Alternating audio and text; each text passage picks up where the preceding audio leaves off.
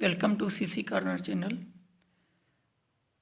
Today we are going to solve the Assistant Director Social Welfare paper that was conducted on 11 August 2024. So as you can see, this is blurred paper. तो काफ़ी दोस्तों ने मुझे text किया कि आप video बनाएं एक, क्योंकि उस टेस्ट में मैं अपीयर भी हुआ था और I also qualified that test. तो मुझे question I can still recall these questions. So यहाँ पर मैंने आपके लिए ये क्वेश्चन लिखे हुए हैं और आज हम इनको सोल्व करेंगे one by one. Question number 1. It was raining heavily so they decided dash outside. इसका जो राइट ऑप्शन था वो नॉट टू गो था. और ये जो ऑप्शन है जो मैंने लिखे हैं यहाँ पर, these option are according to the key uploaded by SPSC. तो ये एसपीएससी ने जो आंसर दिए थे की में, ये उनके मुताबिक आंसर हैं. Question number 2. I was hungry but I didn't eat the meal. तो इन्होंने कहा था कि इसको पैसिव वॉइस में कन्वर्ट करना है. Right option was the meal was not eaten by me although I was hungry. तो आप सोच रहे होंगे कि ये ऑल्दो कहाँ से आ गया. तो उन्होंने बट कट यहाँ पे ऐसा हो सकता है, आप बट कट करके यहाँ पर ऑल्दो लगा सकते हैं. So this was also right, this was also the option in the key. Question number 3. Gracious means. तो ये सिनोनिम्स पूछ रहे थे ग्रेशियस का. तो right option was being thankful. इसका मतलब होता है कि यू आर कंपैशनेट और helpful. Question number 4. Which of following is component of social demographics. So demography is the study of population. तो बेसिकली जो सोशल डेमोग्राफिक्स होते हैं या सोशल जो कंपोनेंट होते हैं डेमोग्राफी के, ये वो पूछ रहे थे. So marital status is right option. Question number 5. I was watching TV when they dash in. So इसका जो राइट ऑप्शन था वो है walked. Question number 6. The influence of one variable on the other can be analyzed by. तो इसका जो right option है वो है regression. This is basically the question from social research. और ये इन्होंने 2-3 सवाल सोशल रिसर्च से भी दिए थे.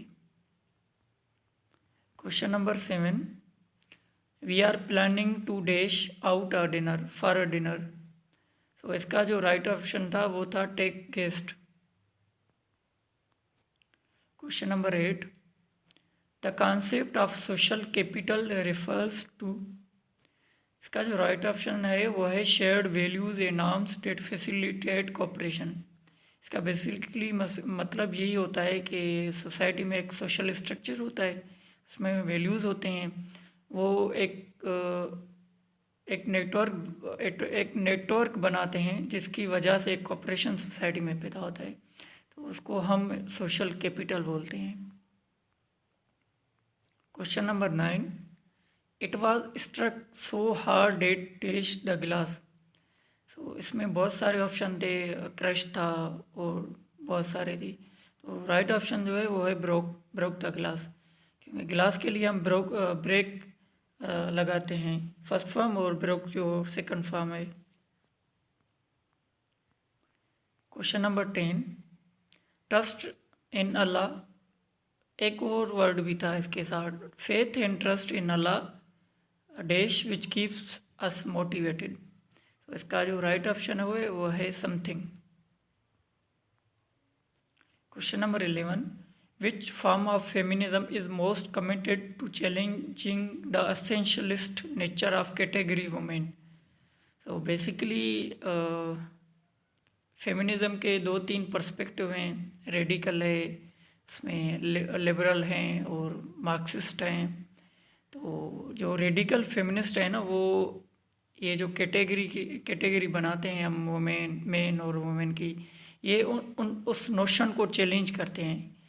वो कहते हैं कि there should be no category of men and women. So the right option was radical feminism. Question number 12. The practice model based on learning theory which focus on process of shaping and changing behavior through reinforcement is known as, so इसका जो right option है वो है operant conditioning. Question number 13. The concept of self-fulfilling prophecy is associated with which sociological perspective? So this is associated with symbolic interactionism and self fulfilling prophecy का मतलब ये है कि आप किसी और लोगों को देखकर उनको कॉपी करके जो आप एक सेल्फ नोशंस बनाते हैं या सेल्फ कॉन्सेप्ट बनाते हैं, ये थ्योरी उसके ऊपर दी गई थी, self fulfilling prophecy. Question number 14. Gender equality in Pakistan is reflected as, so इसका आंसर जो था वो इट वाज वेरी ट्रिकी, क्योंकि उन्होंने बोला था कि there is more equality of men and women in Pakistan, ऐसा कोई ऑप्शन था। तो मेरे ख्याल से इसका जो ऑप्शन है ना, जेंडर इक्वलिटी इन पाकिस्तान, तो उसमें ये था कि जेंडर गैप है, देयर इज़ जेंडर गैप। वो वुमेन जो हैं वो उनका लिटरेसी रेट जो है वो कम है मेन से, और मेन का लिटरेसी रेट जो है वो ज़्यादा है। तो शायद आंसर की में उन्होंने दिया था कि literacy rate of women is higher than men. So that is impossible, I think you can also check that. Question number 15. The form in which women dominate in family decision making is called, so इसको हम मेट्रियार्की बोलते हैं। There are two forms, एक मेट्रियार्की है और एक patriarchy है। जो मेट्रियार्की में होते हैं वो वुमेन डोमिनेट करते हैं, और ये मेट्रियार्की जो फॉर्म था ना, ये जब हंटिंग एंड गैदरिंग सोसाइटी थी उस टाइम एग्जिस्ट करता था, क्योंकि सोशलॉजी में और पॉलिटिकल साइंस में भी ये पढ़ाया जाता है कि when there was hunting and gathering society, तो वुमेन जो थी वो डोमिनेट करती थी डिसीजन मेकिंग के ऊपर। वो मेन को बोलती थी कि आपको यहाँ पर जाना है, यहाँ पर जाना है हंटिंग और गैदरिंग के लिए। Question number 16. Which of following is not characteristic of resilient community? Resilient community का ये मकसद होता है कि एक स्ट्रॉन्ग कम्युनिटी हो। तो लिमिटेड एक्सेस टू रिसोर्सेज जो है वो इसका राइट आंसर है, क्योंकि स्ट्रॉन्ग कम्युनिटी के पास जो है ना वो एक्सेस होता है रिसोर्स के। Question number 17. Which of following has given structural view of society? तो इसका जो राइट आंसर है वो है Emile Durkheim, and Emile Durkheim is also considered as one of founding father of sociology. Question number 18. Techniques and strategies to prevent deviant behaviour is called, so ये basically पूछ रहे हैं कि ये कौन सी टेक्निक्स और स्ट्रेटजीज होती हैं जो क्रिमिनल बिहेवियर है उनको प्रिवेंट करने के लिए हम अप्लाई करते हैं। सो एक ब्रॉड टर्म है जिसको हम सोशल कंट्रोल कहते हैं। सोशल कंट्रोल के बहुत सारे फॉर्म्स हैं, जैसे रिलीजियस होता है, लीगल होता है। There are different kinds of social control. Question number 19. Thomas Robert Malthus was famous for his theory of, so Robert Malthus एक इकोनॉमिस्ट था जिसने एक थ्योरी दी थी पॉपुलेशन के ऊपर। ही सेड के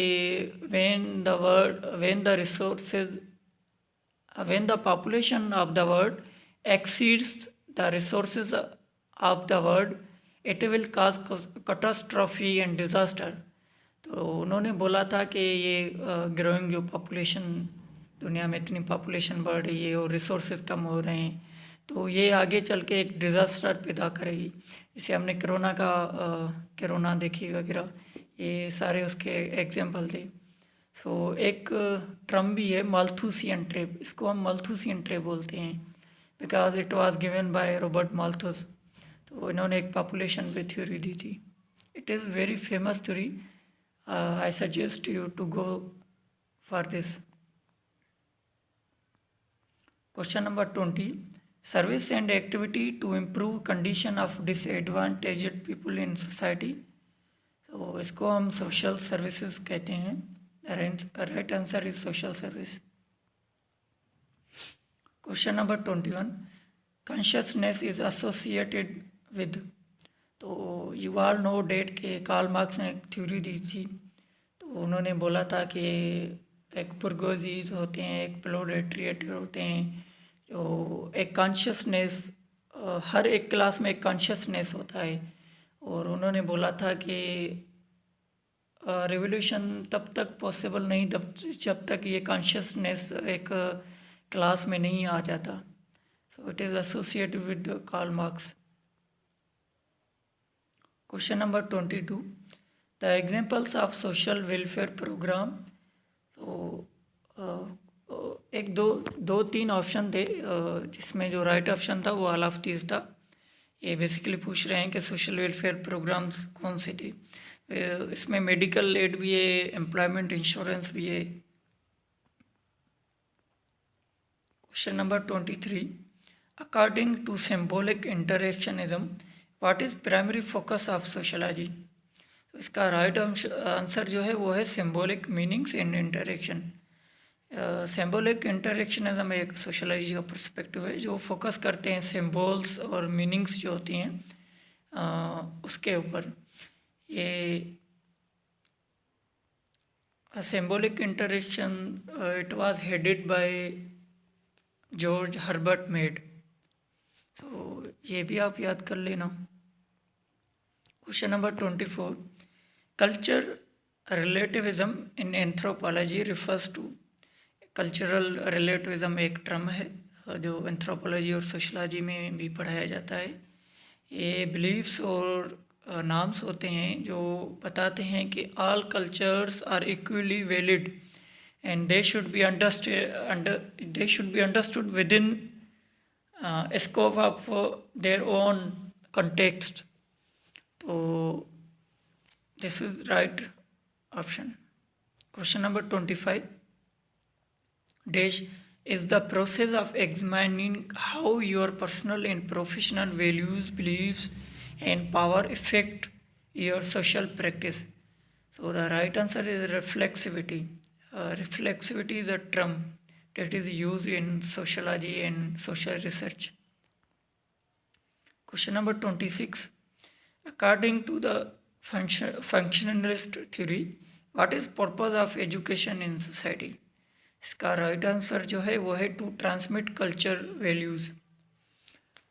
फंक्शनलिस्ट जो थ्योरी है वो बिलीव करते हैं कि सोसाइटी में ये जो अनइक्वलिटी है ये होनी चाहिए। अगर ये नहीं होगी तो there would be no function of institutions. Question number 27, which term best encapsulates core essence of social welfare administration. तो इसका राइट आंसर जो है वो है सिस्टमेटिक बेनेवोलेंस। सिस्टमेटिक बेनेवोलेंस का ये मतलब होता है कि सोशल वेलफेयर एडमिनिस्ट्रेशन में हम जो हैं वो काइंडनेस होती है और सोशल वेलफेयर का मकसद यही होता है कि डिसएडवांटेज जो पीपल है उनको हेल्प किया जाए। तो systematic benevolence is based encapsulate the core essence of social welfare administration. Question number 28, social welfare is organized effort to ensure decency in relation to physical and material dash of citizenry. इसका इसका right answer जो है वो है conditions. Question number 29, concept of felt needs is related to। So felt needs एक term है जो sociology में कम्युनिटी ऑर्गेनाइजेशन के लिए सोशोलॉजिस्ट यूज़ करते हैं। Question number 13, functional approach in case work is founded on. Functional approach एक psychology में एक अप्रोच है और सोशलॉजी में भी यूज़ करते हैं। It was founded on psycho social theory. Question number 31, which sociological perspective focus on how gender shapes social life. इसका राइट आंसर जो है वो है फेमिनिज्म, क्योंकि फेमिनिज्म का काम ही जेंडर पे है, especially on women. Question number 32, a techniques that access and analyses interpersonal relationship with in group of individuals is called. So it is called socio-psychometric technique. It is basically technique that is used in social research. Question number 36, which of following is example of cultural social problem? So it is gender stereotypes. Gender stereotypes जो हैं वो एक cultural और social problem है society में। Question number 37, unemployment during economic recession is called. तो इसको हम साइक्लिकल अनएम्प्लॉयमेंट कहते हैं। This term is from economic. Question number 38, study of social pattern in specific setting is called. इसको हम माइक्रो सोशोलॉजी कहते हैं। और एक होता है मैक्रो सोशोलॉजी। मैक्रो सोशोलॉजी का मकसद ये होता है कि मैक्रो सोशोलॉजी जो होता है वो एक ब्रॉड टर्म होता है जिसमें हम स्पेसिफिक चीज़ों को नहीं पढ़ते हैं, ओवरऑल चीज़ों को पढ़ते हैं, और स्पेसिफिक चीज़ों के लिए हम माइक्रो सोशोलॉजी को पढ़ते हैं। Question number 39, I was tired dash I didn't go outside. इसका जो राइट आंसर है वो है सो।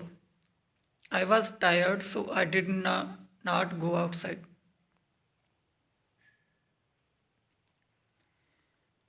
Question number 40, there have been dash social welfare policies in Pakistan since 1947। तो इन्होंने पूछा था कि जब पाकिस्तान आज़ाद हुआ और अभी तक कितने सोशल वेलफेयर पॉलिसीज़ पाकिस्तान ने इंट्रोड्यूस कराई हैं। सो अकॉर्डिंग टू की 4 policies social welfare policies Pakistan ने इंट्रोड्यूस कराई हैं। Question number 41, which of following is not example of schizophrenia. तो इसका राइट ऑप्शन जो था वो है वोकेशनल ट्रेनिंग, क्योंकि ये एक मेंटल डिजीज़ है और vocational training is related to professional training. Question number 42, according to conflict theory what is primary cause of social change. तो आप सबको पता है कि conflict theory was given by Karl Marx, और उसका राइट आंसर जो है वो है conflict and competition between groups.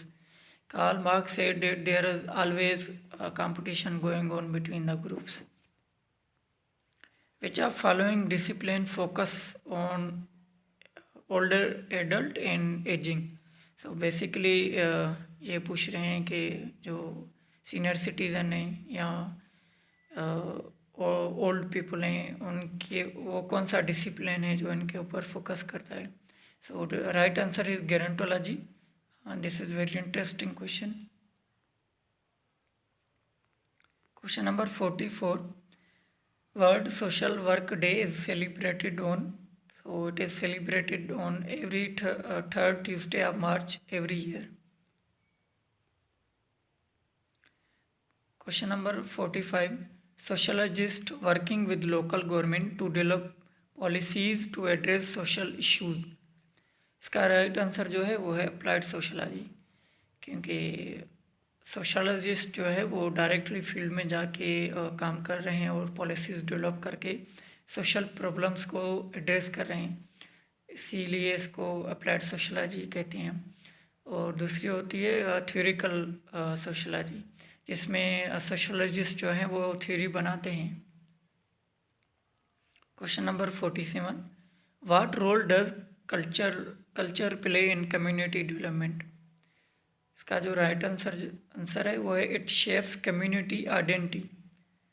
तो ये जो है कल्चर एक कम्युनिटी आइडेंटिटी को ज़ाहिर करता है, उसको पेश करता है। क्योंकि आप देखें अब कि जिस कम्युनिटी से आप बिलोंग कर रहे हैं, एक कम्युनिटी की वो पहचान होती है, तो कल्चर का वही काम होता है। Question number 48, glittering generalities is a technique used for influencing public opinion by, the right answer was propagandist। Glittering generalities एक टेक्निक है जो प्रोपेगेंडिस्ट होते हैं वो यूज़ करके एक प्रोपेगेंडा प्रमोट करते हैं।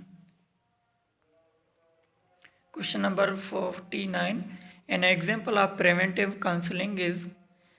प्रिवेंटिव काउंसलिंग का मतलब ये होता है कि एक क्राइम होने से या एक डिविएंट बिहेवियर को स्टॉप करने के लिए हम पहले से ही एक काउंसलिंग करते हैं। तो right option was career guidance, क्योंकि अब जब करियर गाइडेंस आप किसी बंदे को देंगे तो वो ही will not likely to commit any crime. Question number 50, she is living outside Pakistan dash along. So इसका राइट ऑप्शन जो है वो है फॉर, क्योंकि यहाँ पर जो है हम फार ही यूज़ करेंगे, क्योंकि यहाँ पर जो है वो टाइम का नहीं बताया गया, सिर्फ लॉन्ग बताया गया है। सिंस हम उस चीज़ के लिए इस्तेमाल करते हैं जो एक डेफिनेट टाइम हो, पार्टिकुलर टाइम के लिए। सो this was all about lecture. I hope कि आपको ये पास पेपर प्रिपरेशन में हेल्प करेगा।